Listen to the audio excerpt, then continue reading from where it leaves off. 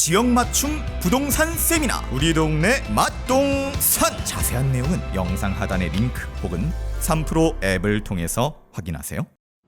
네. 아유, 시간이 좀 많이 지났네요. 얼른 또 모셔보도록 하겠습니다. 한국보건사회연구원 이상림 박사님과 함께 우리나라 저출산 한국 소멸에 대한 이야기 나눠보도록 하죠. 어서 오십시오. 어서 오세요. 안녕하세요, 이상림입니다. 네, 반갑습니다.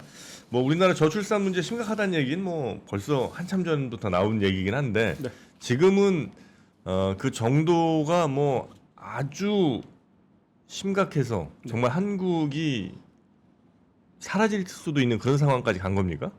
지금 상황이 좀 달라지고 있고요. 그 얘기는 많이 나중에 드리고 지금 이렇게 이슈가 된 게 뉴욕 타임즈 그러니까요. 컬럼 때문에 주말에. 얘기했는데요. 예, 거기서 여러 가지 내용이 있지만 핵심 네. 우리 보도된 내용 중에 하나 흑사병 같은 상황이다 얘기를 했어요. 이게 네. 어떤 거냐? 우선 좀 설명을 좀 드릴 필요가 있는데요. 그만큼 네. 뭐 재앙적인 상황이다. 뭐 이런 좀 약간 뉘앙스는 다른데 지금 2, 4분기에 서울의 학계 출산율이 0.5였어요. 여성이 평생 동안 0.5명의 아이를 낳는다는 그 계산할 수 있는데 이번 2, 4분기에 예. 2분기에 예, 서울이요. 네. 그러면은 이게 어떤 건지 한번 설명을 해봐야 되는데 여성이 100명이 있습니다. 그러면은 아이를 몇 명 낳을까요? 0.5명, 50명을 낳겠죠. 네. 그러면 그 다음 세대 한 30년 정도가 지나서 50명은 아이를 몇 명 낳을까요? 다시 그대로라면 25명? 25명이라고 생각하기 쉽죠. 근데 50명의 아이들이 사실은 50명이 아니라 딸이 50명, 20 절반이고 아들이 절반이에요. 아. 그러니까 25명의 절반이니까 12명이 태어나는 거죠. 그렇게 따지면은 이제 100명이 한 세대 반 만에 12명으로 줄어드는 기적 같은 거죠. 근데 사실은 100명이 아니라 200명이에요. 남자도 100명 있잖아요. 그러니까 200명이 한 세대 안에 한 세대 반 만에 12명으로 줄어드는 상황입니다. 네, 지금 네, 이게 네. 우리나라 상황이고요. 근데 이렇게 인구 감소하는 속도가 사실은 유럽에 흑사병이 있을 때의 인구 감소 속도와 비슷할 정도다라고 해서 흑사병이라는 얘기가 나왔던 것입니다. 하여튼 그만큼 심각하다는 건데 근데 비유를 들어도 흑사병으로 들어가지고 네. 심각하다는 걸 한국 사람들이 느끼게 한 효과는 있긴 있겠더라고요. 네. 예. 뭐 한국 사람을 겨냥해서 한 건 아니지만 인구학적인 그런 감소가 네. 역사상 유례가 없었다라는 예로 들은 것 같습니다. 그러니까 우리나라만 그래요?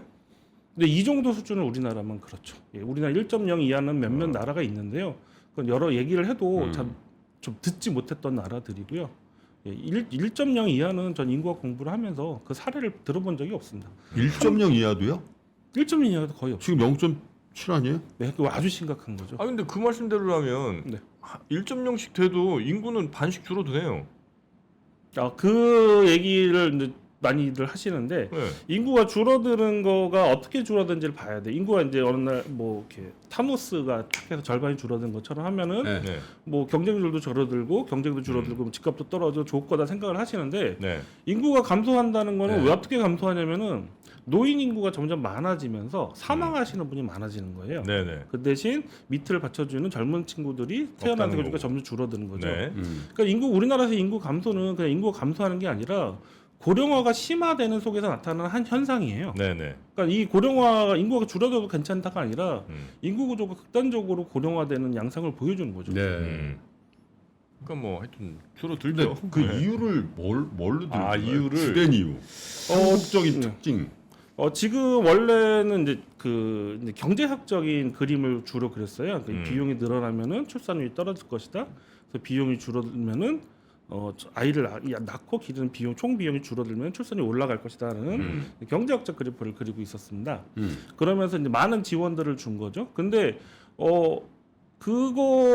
이 지원 총 비용을 줄여주려고 했는데 사실은 이 청년들의 생애 과정의 이행을 가로막는 구조적인 요인들이 있단 말이에요. 일자리 문제라든가 뭐 주거비 문제라든가 사교육비 문제라든가 이런 구조적인 문제들은 해결이 안 돼 있어요. 그런 상태로 지원만 해준다고 해서 줄지는 않겠죠. 근데 더 최근에 와서는 더 생각을 해보면은 제가 말씀드린 이 그래프의 전제가 뭐냐면은 아이와 가족에 대한 수요가 변하지 않는다는 걸 전제로 하고 있는 거예요. 네. 근데 실제로 지금 보면은 청년들하고 얘기를 해보면 이 수요가 줄어든 것 같아요. 최근 들어 굉장히 빠르게 줄어들고 있는데 그러니까 가족을 만들고 싶다, 아이 낳고 싶다 이런 생각이 없다는 거예요. 예, 그러한 효용성 자체가 굉장히 낮은 것 같아요. 이 그럴 것 친구들이 같아요. 왜 예. 그런가 보면은 지금 현재만 어려워서가 아니라 과거에 자라오면서 IMF 이후에 우리 사회가 이제 사교육이라든지 이제 경쟁 위주, 성공 위주로 치달으면서 가족들이 좀 이상하게 변했어요. 아이는 공부만 하면 되고 엄마는 뒷바라지만 하면 되고 아빠는 돈 벌어오면 되고 이런 식의 살아오면서 네. 가족에서 가장 중요한 게 정서적 친밀감이라고 얘기하는데 이런 걸 경험하지 못하고 성장한 세대가 지금 청년들이에요. 그러니까 청년 가족을 꾸리겠다는 수요 자체가 효용성 자체가 굉장히 낮아진 상황이니까 게다가 경제적 상황도 어렵고 그러니까 이게 가치가 결합되면서 네. 극단적인 상황이 나오고 있는 것 같습니다. 가족에 대한 요구 혹은 뭐 가족에 대한 필요성 이런 걸 아예 이제 젊은 세대가 못 느낀다는 거죠. 굉장히 낮아졌다는 거죠. 예, 그러니까 이거는 뭐 돈 많이 준다고 될 문제는 아니네, 그죠? 그렇습니다. 예. 그럼 방법 없네, 그죠? 길게 가야죠. 없다고 하면은 안 되죠. 제가 뭐 이쪽에서 업계 일을 해서도 그렇지만은 네네. 우리가 우리 사회를 포기하지는 않을 거잖아요. 그리고 우리가 그냥 죽을 건 아니잖아요. 우리는 네. 어쨌든 유지가 될 공동체를 지켜가야 된단 말이에요. 그럼 이 친구들이 젊은 친구들이 왜 아이를 안 낳는가, 왜 효용성이 떨어지는가에 대해서 하면서 네. 우리가 같이 정부와 우리 시민 사회도 같이 고민을 해야죠. 저는 네. 본질적으로 우리 가족이 행복한가에 대한 질문을 던지고 싶어요. 가족이 행복한가? 네.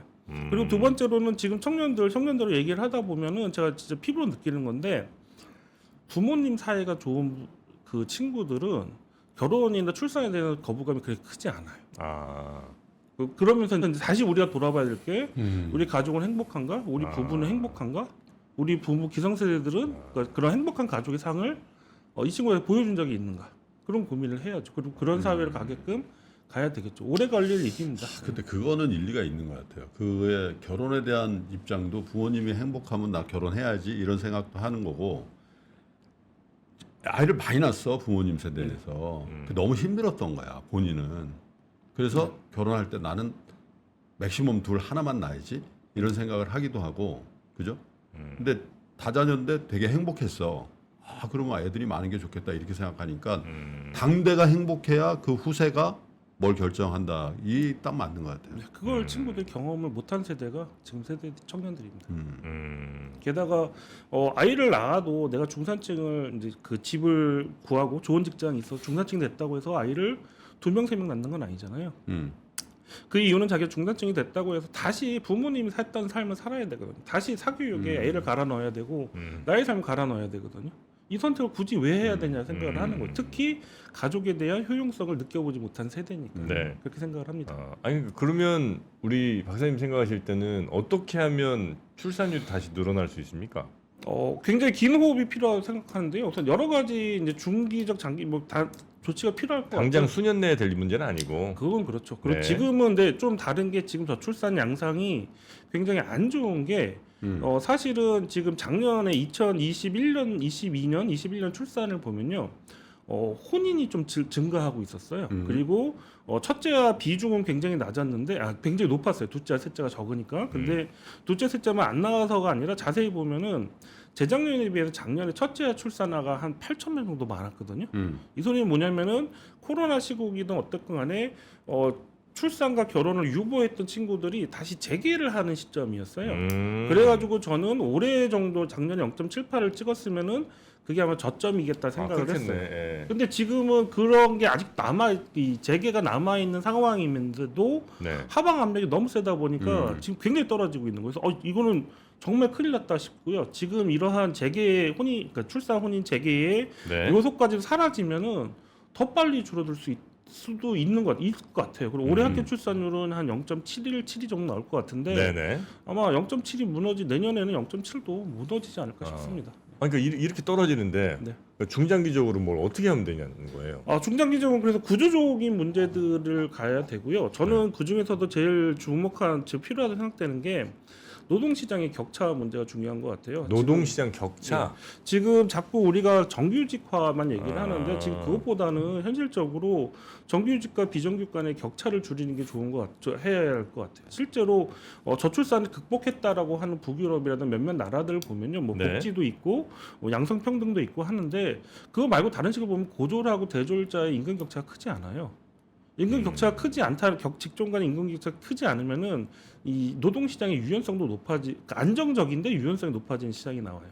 그러면서 청년들이 미래를 더 설계할 수 있게 되고요. 네. 또 격차를 줄이게 되고 그렇게 되면서 미래 세대에게 더 기회를 줄 수 있는 사회 체제로 전환이 될 수 있다고 생각을 합니다.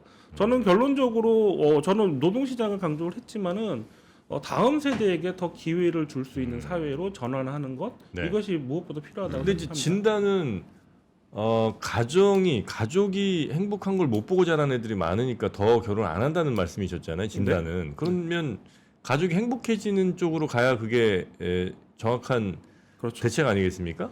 근데 지금 말씀은 뭐 이게 그러니까 너무 종합적에서 이게 뛰어넘어서 그런데요. 네네. 사실은 이 요즘 우리 세대가 지금 청년 세대 행복하지 않은 가장 핵심적인 이유는 경쟁이에요. 경쟁이 극화되고 그러다 보니까 미래를 바라보기 힘들고 경쟁 속에서 자기 삶을 갈아넣는 거를 지금 거부하는 거거든요. 네. 근데 이런 경쟁을 약화시키는 방법이 무엇일까 생각할 때 저는 가장 중요한 게 노동시장이라고 생각을 하고요. 그래야지 학벌에 대한 내용 그리고 사교육에 대한 문제도 줄어들 수 있고 네. 또 하나 더불어서 얘기하자면은 지금 우리 사회가 굉장히 서울 중심으로 흘러가고 있어요. 그래서 지방의 균형 발전 모든 지역에 다 살자는 얘기보다도 거점 도시를 어떻게 만들어야 되지? 거점 청년들을 어떻게 지방에서 덜 떠나면서 지역에서 자기의 삶을 살 수 있게끔 할 수 있을까? 그러한 설계도도 필요하다고 생각됩니다. 굉장히 종합적인 정책 그리고 긴 호흡의 정책이 필요하고 그러기 위해서는 지금의 많은 기성세대들 그리고 현재 체제가 기득권을 좀 많이 놔야 될 것입니다. 기득권이라는 그게 걸 놔지나. 노란다고 그러니까 이게 저도 그런 그런 거예요. 것도 시스템을 만들어야지. 이 얘기를 하면은 청년들이나 뭐 네. 아나운서 분들도 그 뉴스에서도 젊은 분들은 굉장히 눈이 반짝하세요. 화색을 도는데 나이 좀 드신 분들하고 하면은 네. 그게 되겠어라는 얘기를 하세요. 어. 그게 쉽지 않은 과정이죠. 근데 그렇게 안 아니, 하면 그 말씀을 기득권을 놔야 된다는 거에 대해서 반대하는 게 아니라 그들의 선의에 맡겨서 되겠냐고요. 그렇죠. 그래서 네. 지금 중요한 거는 이게 정치권이 책임을 져야죠. 이게 정책으로만 풀 문제가 아니라 네. 정치의 문제로 올라가야 되는 거예요. 그러기 위해서는 우리 사회에 인구에 대한 이해와 인구에 대한 담론이 좀 고도화될 필요가 있습니다. 최근 그러니까 얼마 전까지만 해도 우리 저출산에 대한 얘기들이 굉장히 좀 단편적이었고요. 네. 그리고 비전문가들이 굉장히 얘기를 주도한 감도 있었습니다. 근데 최근에 청년에 대한 이해라든가 구조적인 대표적으로 이제 수도권 집중이 출산을 낮추는 요인이다라고 하는 얘기들이 지금 나온 지 얼마 안 돼요. 한 5년 정도밖에 안 됐는데 지금 한국은행 보고서 나오고 굉장히 받아들이고 있잖아요. 네. 그러면서 예전에는 한 2, 3년 전만 해도 저출산 문제 얘기하면은 기사 말미에 나온 전문가가 특단의 조치가 필요하다. 뭐 지원을 강화해야 된다.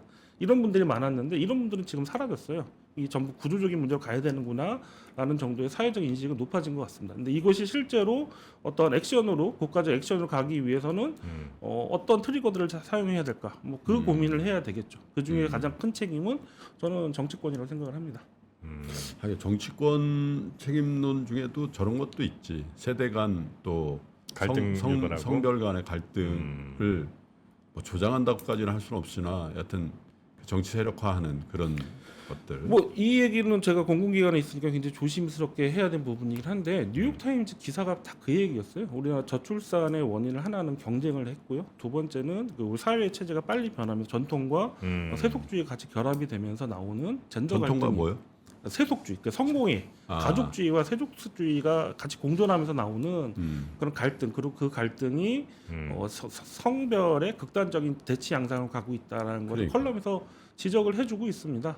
실제로 부정적인 역할을 많이 했다고 저도 생각이 들어요. 아니 남자가 여자를 좋아하고 여자가 남자를 좋아해야 되는데 점점 물론 개인 간에는 그런데 집단으로 보면 남혐 여혐 이런 것들. 그런 측면이 많이 있다고 네, 하겠죠. 네. 저 출산에 대해서 트렌드에서 한번 하나 말씀드리고 네, 싶은데요. 네. 우리나라 출산율은 계속 떨어지고만 있다고 생각들 많이 하세요. 그런데 사실은 그렇지 않고요. 떨어지다 2005년에 1.09 정도의 저점을 찍고요. 3년 정도 증가를 하다가 뭐 글로벌 금융위기 터지면 떨어지고 이런 게 반복이 10년 정도 반복이 됐어요. 근데 이게 트렌드이겠다 생각을 했는데 2015년, 16년을 지나면서 그냥 떨어지기 시작합니다. 이유 없이 떨어져요. 15년, 16년 이후로. 예, 그러니까 이 이유 없이 떨어진다는 소리는 뭐냐면 이런 등락이 그냥 사라져 버립니다. 어떤 경제적 위기라든지 뭐 외교 안보적 위기라든지 그거 없이 계속 떨어지면서 학계 출산율이 1.0 이하로 떨어졌고 그 0.78까지 나오고 지금 더 떨어지고 있는 상황이에요. 그래서 지금 굉장히 위험한 상황으로, 그러니까 이러한 극단적인 저출산이 굉장히 뉴 노멀이 되는 상황으로 가고 있는 것 같은데, 우리가 봐야 될 게 2015년, 16년도에 굉장히 재밌는 일들이 많아요. 저는 이걸 뭐 2010년도 사건이라고 10년대 사건이라고 부르는데, 요 시기에 출산율도 갑자기 떨어지고요. 특히 유배우자 출산율이 갑자기 떨어지고. 유배우자 출산. 애가 결혼을 없는- 했으면서도 결혼했는데 노키즈. 예. 그러면서 40세가 지나면서 무자녀인 상태의 귀여운 여성들이 굉장히 늘어나요. 근데 요즘에 진짜 결혼한 부부인데도 애는 아이가 안 어때요? 낳는 거죠. 애는 예. 몇 살이야? 이거 물어보기가 네. 그리고 또 재밌는 것 중에 하나가 그 시기부터 청년들이 수도권으로 유출이 굉장히 줄고 있었거든요. 근데 2015년, 16년부터 갑자기 오르기 시작을 합니다. 수도권으로 유입. 네. 지방 청년들의 수도권 유입이 그 시기부터 갑자기 일어나니까 그 시기에 어떤 큰 변화들이 있었던 것 같아요. 그 청년들의 삶에, 그러니까 청년들의 내면을 제가 들여다보기 시작한 계기가 그런 건데, 뭐 우리는 기성세대는 좀 느끼지 못하는 큰 삶의 변화들, 그리고 가치관의 변화들이 그 시기에 집중돼서 뭔가 나타난 것 같습니다. 그러면서 뭔지는 혹시 파악이 되셨습니까? 여러 가지 측면이 있어요. 예를 들면은 그 시기부터 전세값이 폭등을 해가지고요. 청년들이 이거를 근로소득으로 더 이상 감당이 안 된다? 감당이 안 된다는 고민도 하기 시작을 했고요. 또 SNS가 커지면서 제가 볼 때 그게 큽니다. 인스타 시작된 이후로 예. 엄청 큽니다. 그게 이 소비적 경쟁적 소비가 굉장히 대세를 인스타. 이루기 시작을 했어요. 예. 그리고 그 즈음에 나왔던 얘기들이 뭐 헬조선이라든지 음. 뭐 소확행이라든지 그런 식의 삶을 선택하는 친구들이 많아지기도 했고 또 정치적으로 여러 가지 일도 있었고요. 뭐 네, 이런 네, 것들이 복합적으로 하나로만 설명이 안 돼요. 왜냐하면 하나가 설명이 되면은 다른 예들이 설명이 돼야 되는데 어떤 집단은 이게 되고 어떤 집단은 안 되고 그래야 되는데 이런 것들이 쭉 가는 형태가 나타나서 뭐 큰 변화가 그 시기 정도에 있었던 것 같습니다. 예. 그러니까 이제 그 인스타 생기면서 내가 애를 낳아서 막 무슨 막 100몇십만 원짜리 유모차며 뭐 이런 거를 사주지 못하는 일은 이제 창피한 일이 된 거예요. 그때부터. 네. 예, 그 전까지는 그냥 뭐 중고 유모차도 사고 뭐 이렇게 하다가 예. 예, 가족 자체의 가치보다는 몇 평짜리 아파트, 얼마의 연봉, 몇 cc 차, 어느 대학을 간 자녀 이게 중요한 우리의 모델이 됐고요. 또 청년들의 삶에서 그렇게 안 가. 그리고 또 하나가 소비와 가족이 경쟁하는 구조가 됐어요. 어떻게 옷을 입고 어디서 뭘 가고 해외여행을 가고 이런 것들이 더 부각되는 이런 트렌드가 된 거죠. 그러니까 이거는 다시 또 돌아가면은 정부의 탓만을 하기는 힘들다는 거죠. 우리 시민 사회가 무엇인가 좀 잘못 가고 있지 않은가? 우리의 욕망의 구조가 좀 뒤틀리고 있는 것이 아닌가? 그러면서 우리의 지속성마저도 위협하고 있지 않는가? 저는 이제 그거를 금융위기 2007, 8년도에 금융위기 이후에 막대하게 풀린 유동성이 우리나라한테도 침투를 해가지고 그것이 부의 양극화를 급속도로 하면서 굉장한 소외가 발생했다는 거죠. 근데 그 소외 부분을 아까 이런 SNS, 인스타가 채우면서 내가 나의 가족을 부양하면서 이 나의 주체가 아니라 타인의 어떤 기준을 그게 급속도로 돼버린 것 같아요. 그러면서 제가 아까 이제 행복의 얘기들, 그러니까 행복하지 않거든요. 나의 행복은 나의 절대적 가치에서 나오는 게 아니라 비교 우위에서 나오는 거잖아요. 그러니까 우리가 점점 불행한 삶으로 가고 있다고 생각이 들어요. 이거는 출산 문제로서만 아니라 우리 사회가 제대로 가고 있는가? 이렇게 우리 지속성마저도 무너뜨리는 사회로 가고 있는 거에 대해서 여러모로 되돌아볼 필요가 많다고 생각됩니다. 네네네. 예전에 이제 막 아기들이랑 이제 카메라로 사진 찍어서 인화해 갖고 앨범에 붙여서 이제 그걸 보면서 추억 여행하고 뭐 이런 거였는데 이제는 사진을 찍어서 올리고 근데 이제 그게 친구들이든 하여튼 나와 관련 있든 없든 이런 사람들과의 이제 끊임없는 비교가 이제 계속되면서 네. 이게 내가 그들보다 최소한 그들만큼 해야 되는데 그들보다 좀이라도 못하면 되게 위축되고 뭐 그런 사람들이 이제 어마어마하게 맞아요. 늘어나는 것 같아요. 네. 그러니까 이 구도가 굉장히 다면적으로 나오는데요. 계층뿐만 아니라 지역으로도 그래요. 우리가 서울의 삶 이것이 어디에 아니면, 사느냐. 그것이 아니면은 가치가 없는 삶처럼 가고 아. 루저가 돼 버리잖아요. 그렇진 네. 않은데 그래서 아까 제가 말했던 거점 도시라는 것이 단순히 뭐 소득이 많은 뭐 그런 일자리가 많은 도시뿐만 아니라 좀 지역의 특색을 가지고 청년의 문화와 삶을 담을 수 있는 그런 도시였으면 하는 생각입니다. 자, 시간 관계상 하나만 질문 드릴게요. 그래서 어쩔 수 없다. 이거 받아들이자. 우리끼리 애를 많이 낳으라는 거 예산을 쏟아부어도 안 되니까 이민 받자. 요 논란이 있죠. 네. 그거 어떻게 봐요? 굉장히 여기에 대해서는 이제 이민을 받자 안 받자를 논의하는 건 의미가 없어요. 이미 거제도에서 그리고 전라남도의 농촌에서 네. 외국인 근로자들이 와서 노동력을 채우고 있습니다. 근데 네. 문제는 이 방향이 맞는가를 생각을 해봐야 될 것 같아요. 우리가 인구 사이즈가 줄어들고 사회 규모가 줄어들기 때문에 우리는 앞으로 효율성이 더 높고 그런 사회로 전환이 돼야 돼요. 근데 지금 데려오고 있는 인력들이 과연 우리의 중간 정도가 되는 생산성과 효율성을 가지고 있는가? 그건 아니거든요. 그러면서 지금 오히려 우리가 가야 될 방향과 역행하고 있는 게 아닌가라는 생각도 들어요. 지금 이민이 필요하긴 하지만은 지금 이민을 받냐 안 받냐의 중요한 확대의 양이 중요한 게 아니라 우리가 앞으로 사회를 어떻게 설계해야 되고 이 설계도에 부합하는 방식으로 가고 있는가 그거를 그런 식으로 우리의 효율성을 높이고 서로의 가치를 높이는 상황으로 가고 있는 방향이 아니라면은 좀 검토해야 할 부분이 많다고 생각됩니다.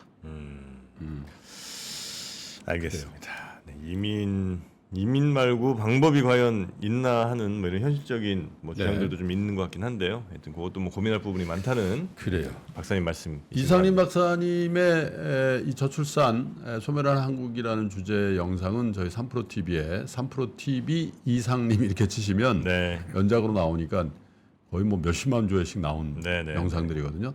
다시 한번 보시면서 이 방송을 참고하시면 더 이해가 쉬울 것 같습니다. 이상림 네. 박사님이시죠. 네. 자, 우리 이상림 박사님과 함께한 우리 소멸한 한국 네. 이야기 아침에 한번 짚어봤고요.